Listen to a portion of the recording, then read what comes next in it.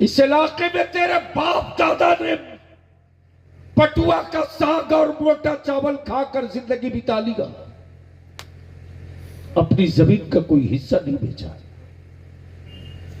مہان اللہ کے کٹاؤ میں مکان بدل لیا، زمین نہیں بیچا۔ کیا ان بڑے بزرگوں کو احساس نہیں تھا کہ ہم بھی اچھا کھاتے، لیکن زمین بچا کے رکھا تیرے لیے، اپنی اولادوں کے لیے، اور آج اسی باپ دادا کی کمائی کو اور زمین کو بیچ کر اور بچوا کر تم موٹر سائیکل پر نہیں چڑھ رہے ہو،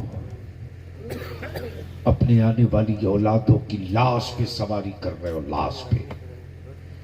اس لیے ہم آپ سے بنتی کر کے کہیں گے، خود کو جینے کے لیے زندہ ہو تو مرو، چلاؤ مت۔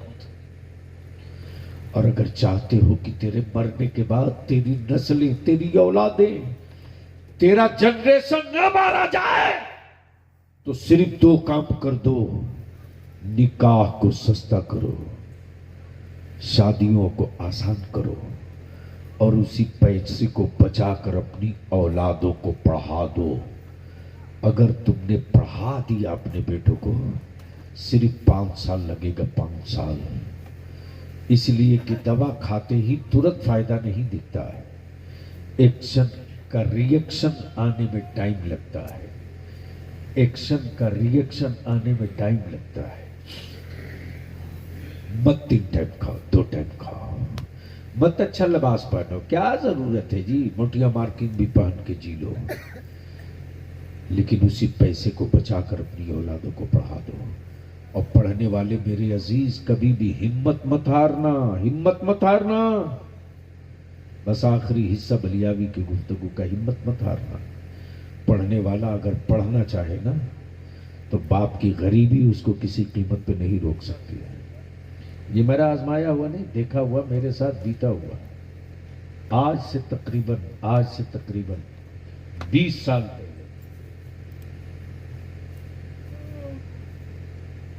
پٹنہ یونیورسٹی کے بچوں نے ہم کو دعوت دیا ربیع الاول شریف کے موقع سے۔ مولانا جانتے ہیں، میں ادارے شریعت میں بیٹھا تھا، غور سے سننا، کالج اسکول میں پڑھنا، بڑے صاحب جانتے ہیں، وہ آئے بچے ادارے شریعت پرانی بلڈنگ، بولٹ موٹر سائیکل سے 2 بچے آئے، مجھے سے پوچھ رہے ہیں بلیاوی صاحب کہاں؟ میں نے کہا بیٹھو، بیٹھ گئے۔ اسی بیچ میں ٹیلی فون آ گیا کہیں سے، موبائل تو تھا نہیں، بس وہ انگلی والا تھا، گھمانے والا، ٹیلی فون آیا، کالا ڈبہ ہوتا تھا، اٹھایا، انہوں نے کہا ہاں جی بلیاوی بول رہا ہوں، فرمائیں۔ یہ دونوں کھڑے ہو گئے، بولے آپ ہی ہیں؟ میں نے کہا ہاں بول، کوئی دقت؟ بولا نہیں، آپ ہی سے ملا تھا۔ میں نے کہا چائے پیو، اس کے بعد بات کرتے ہیں۔ چائے پلائے، میں نے کہا بتاؤ؟ بولا ہم لوگ جو پٹنہ یونیورسٹی میں ہیں، کچھ لوگ لاج میں رہتے ہیں، ہم سب لوگ مل کر کے ربیع الاول شریف کا ایک جلسہ کرنا چاہتے ہیں۔ میں نے کہا بلیاوی کی تاریخ لینے؟ بولا ہاں، ہم نے دیکھا یہ آئے ہیں سب بلٹ موٹر سائیکل سے، تو یہ چھوٹے موٹے لوگ نہیں ہیں۔ میں نے کہا بلیاوی صاحب کا نذرانہ معلوم ہے؟ تو جو آیا تھا وہ بانکا کا لڑکا تھا، بولا حضرت جو بولیے گا دوں گا۔ میں نے کہا پکا؟ بولا ہاں حضرت آپ حکم تو کیجیے، جو بولیے گا وہ دے گا۔ میں نے کہا 2500 روپیہ۔ کب؟ 20 سال پہلے۔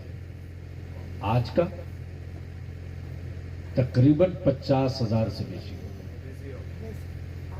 50,000 سے بیشی ہو۔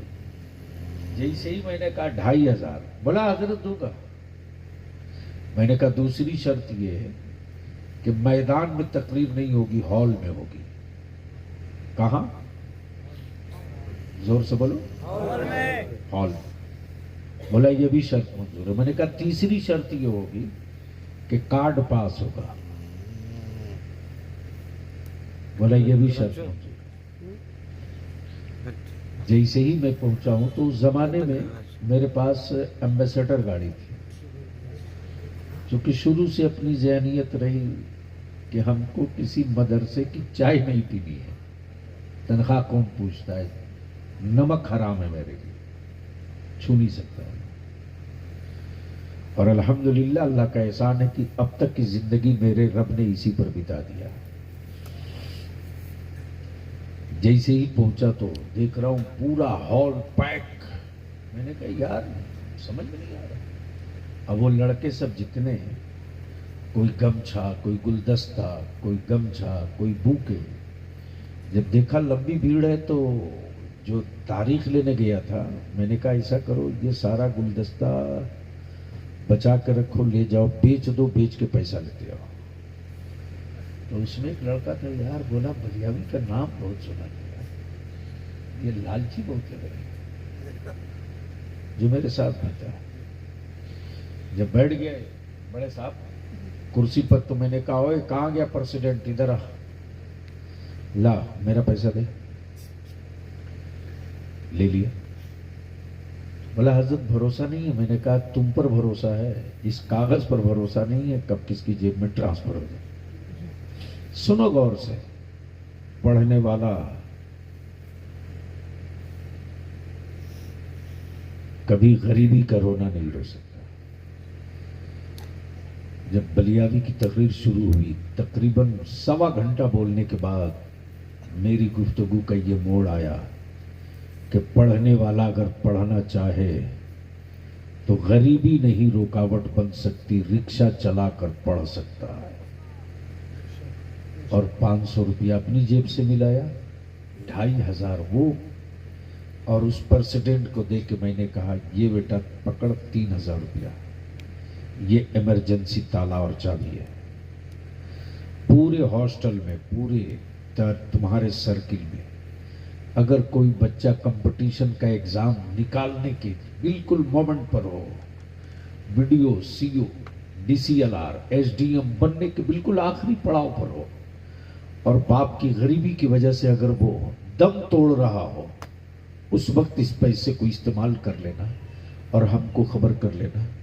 میں اپنے اس بچے کے لیے پھر بھیک مانگ لوں گا، ہم کو مانگنے میں کوئی شرم نہیں آئے گی، اس لیے کہ بلیاوی کے سامنے مسجد بنانے کا مسئلہ نہیں ہے، بنی ہوئی مسجدیں بچانے کا مسئلہ ہے۔ اور ہم جسم کی طاقت سے نہیں بچا سکتے، قلم کے پاور سے بچا سکتے ہیں۔ اگر میرے بچوں کے ہاتھ میں قلم کا پاور ہوگا تو ہم بہت کچھ بچا سکتے ہیں، بہت کچھ بچا سکتے ہیں۔ اس کا استعمال کر لینا، ہم کو خبر کرنا۔ بچے جو تقریر کے بعد مولانا میری گفتگو کا یہ حصہ آیا کہ پڑھنے والا رکشہ چلا کر کے بھی پڑھ سکتا ہے۔ ٹھیک وہ وہی زمانہ تھا، سہارنپور سے جامعہ غوثیہ صابریہ رضویہ کی زمین اور عمارت کا کام شروع کرا کر کے میں لوٹا تھا۔ آج بھی مجھے یاد ہے، ہیمگیری ٹرین تھی، رات کو پہنچی ہے 1:30 بجے، کڑاکے کی ٹھنڈ۔ میں سوچ رہا تھا سلطان کیسے جاؤں گا، اچانک ایک نوجوان لنگی جیکٹ منہ باندھے گمچھا سے رکشہ لے کے دوڑایا، اور آ کر جانتے کیا بولتا ہے؟ بولتا سلطان گنج جائے کیا؟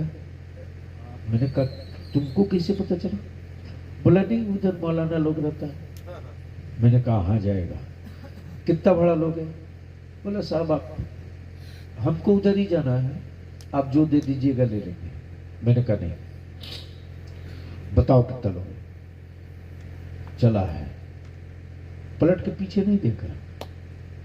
چلتے چلتے جب ادارے شریعہ کی گیٹ پر پہنچا تو میں نے پوچھا آپ کا نام؟ بولا صاحب نام کیا پوچھتے ہو، اب مجھے جانے دو۔ میں نے کہا ارے پیسے کے لیے؟ بولا ارے چھوڑیے نا، پیسے کیا دیجیے گا آپ رکھیے۔ میں نے کہا غلط بات، ٹھہرو،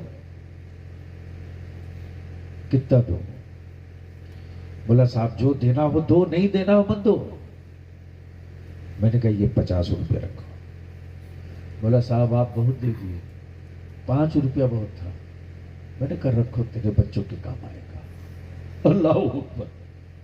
ٹھیک 2 سال کے بعد اسی بلڈنگ کے 3 تلے پر میں تھا، ایک لال بتی کی گاڑی، پیلی بتی کی گاڑی ایک باڈی گارڈ، گاڑی خالی، گاڑی خالی، ایک باڈی گارڈ ہوائی چپل پہنے، معمولی شرٹ، بغیر آئرن کا پینٹ، اور اس کے ساتھ ایک بوڑھا ہاف پنجابی، پیر میں دھوتی اور پیر میں ٹائر کی چپل، ادارے شریعہ کے ایک دروازے کے سامنے کھڑا، بلڈنگ دیکھ رہا ہے۔ اچانک اس کی نظر جو مجھ پر پڑی، بولا بابا وہی مولانا بلی ابھی آج تیرا بیٹا ویڈیو بنانا، یہ وہی مولانا بلی ابھی ہے۔ میں ہمت ہار گیا تھا، میں جلدی سے گاڑی دیکھ کر کے نیچے آیا۔ میں پوچھا، بولا یاد کیجئے 2 سال پہلے جو 1:30 بجے رات کو رکشہ والا لے کر آیا تھا نا، وہ کوئی اور نہیں تھا، وہ میں ہی تھا۔ آپ نے کہا تھا کہ پڑھنے والا اگر پڑھنا چاہے تو باپ کی غریبی نہیں روک سکتی ہے، وہ رکشہ چلا کر کے بھی پڑھ سکتا ہے۔ میرے عزیز، میرے عزیز، اس وقت میرے پاس صرف ایک راستہ ہے، ایک خودکشی کرنی ہو تو جاہل رہو، جنگ جیتنی ہو تو قلم اٹھاؤ، نسلوں کو دفن کرنا ہو تو اولاد بیچ دو، مرنے کے بعد نسلوں کو زندہ رکھنا ہو تو نکاح کو سستا کر دو اور اسی پیسے کو بچا کر پڑھا دو۔ اگر یہ کام کر کے مر گئے نا تو یاد رکھنا، تیرے اعمال چاہے جو رہے ہوں، تیرے اس ادا کی خیرات قبر کے اندھیروں میں اجالا بن کر ملے گی، اور تیری اولادوں کے قلم کے پاور سے بیٹیوں سے لے کر کے مسجدوں تک کا تحفظ ہوگا۔ بے پناہ خوشی ہو رہی ہے۔ حضرت گاؤں میں مسجد میں مکتب چلتا ہے کہ نہیں چلتا ہے؟ اس لیے کتنے گھر کی آبادی ہے؟